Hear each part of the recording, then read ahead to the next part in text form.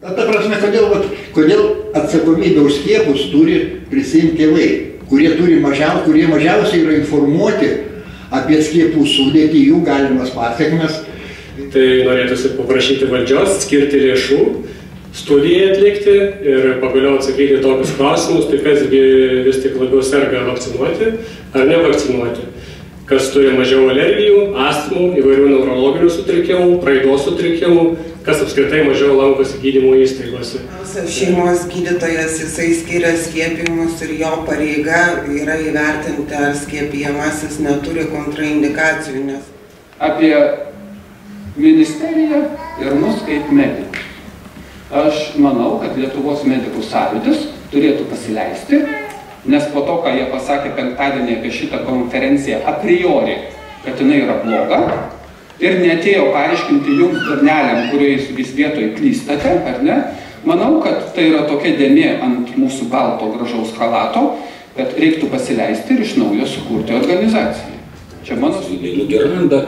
Biudžetai pinigų tankams, patrankams, kam visokiai velniavai, kad užmušti žmogų, o kad, sakykime, prafinansuoti ir kurti saugias vakcinas, kurios atitiktų šitos populiacijos interesus. Jūs neįsivaizduojat, kokie?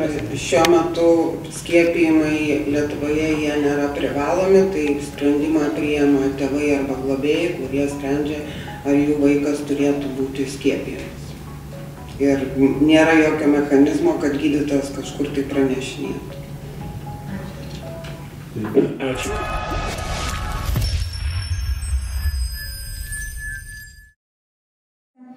Jos vienas iš dvynukų 2017 metų spalio mėnesį mirė 3 dienos po 2 skiepų, po 2 mėnesių skiepų.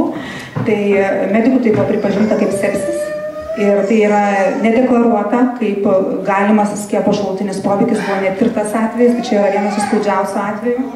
Jeigu gamintojas parašo 60% bus nepageidautina reakcija, 100 000 turėtumėt pasakyti, per metus registravom tik dėl vakcinų, be vaistų. Tai pasakykit. 2018 metais buvo užregistruota 1450 reakcijų į vaistus. Toks skaičius. Iš jų apie vakcinas, ar ne, buvo klausimas. Iš jų mažiau negu 9%. Kada turėjau privatų asmeninį susitikimą su mūsų prezidentės patarėja sveikatos klausimais, jinai man patvirtino, kad Lietuvos šalutinių poveikių registre yra registruojama tiek mažai šalutinių poveikių, kad ES mastu net nelaikoma, kad pas mus tokia sistema veikia. Manau, kad tai yra atsakymas. Nėra pateikusi nei viena farmacijos kompanija per 30 metų, nei vienos skiepų saugumo ataskaitos. Kaip mes įsivaizduojam, kad į Lietuvą atgabenamos saugesnės ir efektyvesnės vakcinos negu JAV, nejuokinkit. Dėl tymų, labai greit pasakysiu, kadangi čia labai visi gazdina tymais, nagrinėjau lako informaciją, nuo 2003 metų nėra nei vienos mirties nuo tymų ir tik tai pusę atvejų yra hospitalizuoti. Iš tikrųjų labai baisi liga, labai baisi. Tuo tarpu, kai JAV per 10 metų nuo tymų irgi mirė tik tai 1, o nuo tymų skiepo 105 mirtis yra užregistruotas. Antras skiepas, po kurio praktiškai 2 mėnesių kūdikis pradėjo nevalgyti, nesituštint ir praktiškai 24/7 neramiai. Svarbus momentas mums nuvykus į Šaunų kliniką ir mergaitė patekus į intensyvią terapiją, jie paklausė tiesiai šviesiai, kur apnuodijo savo vaiką. Galiausiai aš pats asmeninį pavyzdį savo norėčiau pasidalinti su jumis, tai iš tiesų aš esu pats nekokybiškos skiepo auka. Kai aš buvau kūdikis, aš pats patyriau, kaip nuo BCG vakcinos man išsivystė tuberkuliozė, liga, nuo kurios kūdikystėje mane patys skiepijo. Gydytojams paklausus, ar vartojame kažkokius vaistus, prisiminėm, kad prieš keletą dienų buvo būtent dukra skiepyta ir, o vos įvardinus, kad tai buvo MMR vakcina, būtent pats pirmasis reanimacijos vedėjas pasakė, kad, štai reiškia jūsų traukulių priežastis. Nes jis pasakojo, kad per savo ilgametę darbo patirtį yra matęs ne vieną, ne du ir tikrai ne 3 tokius atvejus. Kad apskritai beveik 50% serga suaugusiai visų pirma tymais nuo 8 metų iki 17. Skiepyti 1 ir 2 dozėmis lygiai taip pat serga tymais. Kaip matome, beveik sudaro 50% daugiau negu neskiepyti. 2015 metais taip pat serga skiepyti tymais. 10 susirgo 2 dozėmis 3, neskiepyti 8. Nuo 2003 iki 2014 metų lygiai taip pat serga tymais skiepyti. 1 dozė, 2 dozėmis serga tymais. Iki 20. Štai, pavyzdžiui, pernai metais raudonukės sirgo viena moteris arba pagal amžiaus grupę tai mergaitė. Ir tas nuolatinis gąsdinimas, kad moterys paliks nevaisingos arba persileis, jis nėra pagrįstas, remiantis statistiką. Aš patys prisimenu savo pačios paskutinį skiepą, tai buvo, kad aš dar dirbau gimdymo namuose ir vaikščiodavau pro Halės turgų, tada buvo toks irgi ažiotažas, kad ten iš Kaliningrado, iš kažkur tenai atvežė mum difterijos ir čia ajajai kaip mes sirgsim. Nu ir ten dar daržas reiškia, dar reikia pasiskiepijau šitą difteriją stabligę. Tai man metus laiko injekcijos vietoje čia buvo toksai didelis infiltratas, vienu žodžiu, organizmas gynėsi, kad nepasklistų tai, kas buvo suleista. Pas mus čia yra MeToo judėjimas, Rėkoje visi išgirskime moteris, išskyrus, kai jos kalba apie skiepus. Vėlgi yra šūkis, mano kūnas, mano pasirinkimas, bet išskyrus, kai kalbam apie vakciną. Lyti keisti normą, nesiskiepyti, ne. Glifosatas ir formaldehridas sukelia vėžį, išskyrus tada, kai naudojamas vakcinas. Dažniausiai yra tokia nuomonė, kad žmonės valdžioje dažnai meluoja, išskyrus, kai šneka apie vakciną. Visi žinojo, kad mes čia renkamės, visi čia galėjo būti ir nuoširdžiai atsakyti klausimus arba patvirtinti arba paneigti. Užkrečiamųjų ligų centro tinklalapyje yra įdėta ir ten įdėta į vadovo profesoriaus lūpas, kad jeigu norite apsisaugoti nuo gimdos kaklelio vėžio, tai reikalingas skiepas. Vakar pasižiūrėjau, tai yra įdėta. Tai yra visiškas, absoliutus melas ir tai yra nepagrįsta mediciniais tyrimais. Kad šitus skiepus į Lietuvą atvežė profesorius Usonis, kurio ir disertacija dėl hepatito B, ir tolesnius hepatito B tyrimus, ir dėl žmogaus papilomaviruso skiepo prastumimo į Lietuvą finansavo būtent vakcinas gaminančios firmos. Ar Lietuva, kaip šalis, mes turime kažkokius laboratorijos įrengimus, kurie gali patikrinti atvežamų skiepų ar vaistų kokybę, jų, tarkim, sudedamąsias dalis? Ar mes kaip šalis apskritai tokius mechanizmus turime? Nes tai yra visa europinė sistema ir jinai... O jūs dalyvaujate tose procesuose? Laboratorijose būnate, matote, kaip viskas vyksta?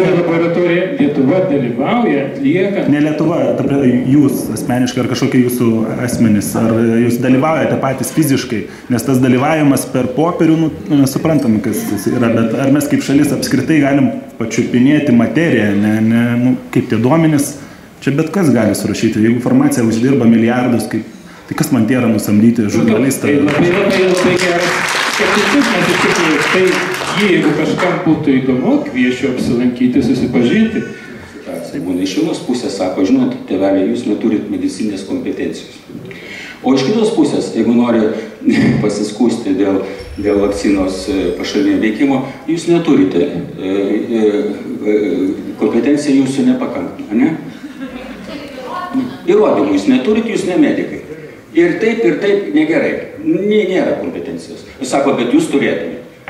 Jeigu jau nori įvesti privalomus skiepus, tai neišvengsime žalų, bet be abejo reikės formuoti tokį fondą, iš kurio turėtų būti žalos atlyginamos. Negali būti saugaus svetimų baltymų svetimos cheminės medžiagos įvedimo organizmų. Negali būti. Todėl čia yra tik tai klausimas rizikos. Kokia yra rizika ir kokia yra nauda ir kokia yra rizika. Čia pamenu, Vietname buvo laiku pristatyta, kad galima ir žmonės davė tą medikamentą Vietname ir laiku davė. Ir jis nesulaikė. Visa vakarų Europą mes tame tarpe visi eilę sustojom, milijardai kainavo. Nepykit, toks biznis. Ačiū. Iš praėjusiais metais tarnybos registruotų 1450 reakcijų apie vakcinas buvo 126. Atsakymus, kodėl niekuomet niekas netyrė grupės, kuri yra niekuomet nesuskiepijusi, su ta grupė, kuri skiepijusi visais skiepais ir taip toliau. Kodėl niekas nenagrinėja, kad tos šalis, kurios turi daug skiepų, mirtingumas kūdikių kur kas aukštesnis negu tose šalyse, kurios yra mažiau skiepų. Niekas nenagrinėja. Iškart pasako, nesąmonė, lygiai taip pat kaip, kada kalbėjo apie skiepų sudėtį, nesąmonė. Ir po to nėra ką atsiprašyti už tai. Šeimos gydytojas, jisai skiria skiepijimus ir jo pareiga yra įvertinti, ar skiepijamasis neturi kontraindikacijų, nes skiepijimas turint kontraindikacijų jis yra visiškai neįmanomas. Tai savaime suprantama, kad skirdamas bet kokį kitą vaistą, ar tai būtų vakcina, ar tai būtų gydomasis preparatas, šeimos gydytojas yra atsakingas už tai, kad jis įvertina, kad ar žmogus turi... Bet jie to nedaro, klausimas, kodėl? Kaip jie gali? Tai šiuo atveju tai tada eitų kalba, kad yra skiepijama su kontraindikacijomis, kas yra neįmanoma. Supratom. Ta prasme, kodėl atsakomybę už skiepus turi prisiimti tėvai, kurie mažiausiai yra informuoti apie skiepų sudėtį, jų galimas pasekmes, komplikacijas ir visą kitą. Kodėl? Įstatymas atsakomybę už tai perkelia tėvam. Nors medikai aiškina, jūs nekompetentingi, jūs čia nieko nesuprantat, reiškia, yra... Tai gal tiesiog kaip skirtingai yra interpretuojama, nes... Ne, tai ką mes kalbam, kad kiekviena intervencija priskiriant bet kokį vaistą arba skiepijimą yra pasirašomas informuoto sutikimo lapas. Tai taip yra, tai yra pagal pacientų žalos atlyginimo įstatymą. Ir kita pusė, jeigu valstybė rekomenduoja vaikų skiepijimus pagal skiepimų kalendorių arba gydytojas rekomenduoja bet kokį kitą gydymą, tai jeigu pacientas atsisako, tai jis tiesiog irgi pasirašytinai informuoja apie tai gydytojas. Tai abi tos pusės, o kad prieš kiekvieną skiepijimą, kaip ir prieš kiekvieną bet kokią kitą sveikatos intervenciją turi pasirašyti arba tas, kuris skiepijamas, arba jeigu vaikas, tai pasirašo tėvai arba globėjas. Bet skiepų savininkas šiuo atveju yra valstybė. Jinai turi prisimti atsakomybę už skiepų pasekmes, o ne tėvai. Tėvai nežino, kokios gali būti pasekmes. Jūs kalbate apie informuotą sutikimą, bet ten informacijos labai mažai yra. Ačiū, nebekartokim, jau apie tai mes... Skiepų, tai per anksti gimusios dvynės 36 savaičių. Ir jau prieš 2 metus tai yra, kreipiausi ir į Usonį, kreipiausi ir į Čeplinską su prašymais, pateikit rekomendacijas vaikučiams, kurie yra neišnešioti, mažo svorio, būtent, pateikit gydytojams, yra visokių gydytojų, vieni daugiau patirties turi, kiti tik tai baigia mažiau, pateikit rekomendacijas, nes ir svoris, ir savaitės yra labai svarbu, kada tai padarysite, kada ministerija išleis rekomendacijas mažo svorio, neišnešiotiems kūdikiams, silpnesniems kūdikiams. Tai šiuo atveju, kadangi tai yra rekomendacijos, tai tikriausia būtų arba užkrečiamų ligų ir AIDS centro, arba gydytojo akušerių, ginekologų draugijos, tai galim pažadėti, kad pasidavėsim, kad tai vyktų. Kaip? Ne, tai jeigu galima, aišku, Žiūrėkit, jau kreipėsi, bet ar jūs norit pasakyti... Nereikia diskusijos, dabar kol kas klausimai atsakymai. Jūs kaip medikai, ta prasme tėveliai apie tai pagalvoja, jūs kaip medikai nepagalvojat, kad yra vaikučių, kurie silpnesnės sveikatos ir kuriems negalima viso to kalendoriaus suleisti. Man tiesiog, žinokit, man labai keista, iš tikrųjų, tėvai yra nekompetentingi, bet tėvai apie tai pagalvoja, o medikams atrodo viskas tvarkoja. Ir dozės, ir intensyvumas, ir netgi kitas momentas. Miesteliuose galbūt daugiau. Gydytojai pradėjo gąsdinti tėvelius, jeigu jūs neskiepysit, aš pranešiu vaikų teisėms. Kiek šitas gąsdinimas yra su pagrindu? Šitas gąsdinimas yra su pagrindu. Ir šiuo metu skiepijimai Lietuvoje jie nėra privalomi, tai sprendimą priima tėvai arba globėjai, kurie sprendžia, ar jų vaikas turėtų būti skiepijamas. Ir nėra jokio mechanizmo, kad gydytojas kažkur tai pranešinėtų. Nu, įsivaizduokit, kas tai yra vakcina. Visų pirma, tai yra prekė. Kas gamina vakciną? Pelno siekianti organizacija. Ir šitoje vietoje klausimai kokie kyla? Labai rimti klausimai. Nugi randa biudžetai pinigų tankams, patrankams, kam visokiai velniavai, kad užmušti žmogų, o kad, sakykime, prafinansuoti ir kurti saugias vakcinas, kurios atitiktų va šitos populiacijos interesus. Jūs neįsivaizduojat, kokie mes visi skirtingi genetikai. Mes visi skirtingi. Visi be galo skirtingi. Lietuviai skiriamės nuo vokiečių taip toliau. Mūsų žarnyno mikroflora skirtinga visiškai, mūsų imunitetai visiškai skirtingi. Ir visus vakcinuojam tą pačią vakciną. Normalu tai. Aš manau, nesu specialistas gilus šitos ryties, bet manau, kad tai nėra normalu. Ir šitą kompetenciją vis tik tai, manau, kad jeigu mes norim tokio absoliutaus saugumo, turėtų vis tik tai pereiti iš privačių kompanijų į valstybių rankas. Bet dėja, taip yra. Skelbiant, jeigu užduosi klausimą, tai tu būsi kaltas ir tu esi tautos priešas. Šitokio atsakymo negali būti. Valdžia per dažnai demonstruoja. Mes už jūs nuspręsime, bet jūs pasirašysit, kad jūs su visko sutinka. Ir tada daktaras, kuris rekomendavo ką tik ir pasakė, kad reikia skiepytis ir jūs sutikot, daktaras sakys, aš nekaltas. Ir jokios teisinės sistemos nėra, kaip klausti, kasgi tada kaltas. Kažkokie tai marketologai politiniai suprato, kad ketvirtą sąmyšį sukelti galima. Pirmas buvo sąmyšis sukeltas, pamentat, kada laisvė rock'n'rollui. Nes nedaug dievė dabar negalėsime, reiškia, atsigerti iš ryto atsikėlę, reiškia, alkoholio. Reikės laukti 10 valandos. Ir dabar laisvė. Ir kas įdomiausia, kad va šitą bangą pradėjo kelti, tas susivienimas konservatorių, socdemų ir liberalų, kurie labiausiai šaukia apie laisvę. Ir pirmas jų bendras darbas – priversime jūs paskiepyti. Tai aš klausiu, pala, tai kokia čia laisvė, jeigu priversim paskiepyti? Tai gal pradžiai pagalvokime, pasitarkime, ką mes dabar ir darome. Usonis yra viešai pareiškęs, kad ateikit ir duokit popierius ir sprendžiam klausimus. Kai jisai buvo pakviestas šiandien į diskusiją, jo nebuvo. Taip pat medikų bendruomeniai faktiškai susirinko vienetai.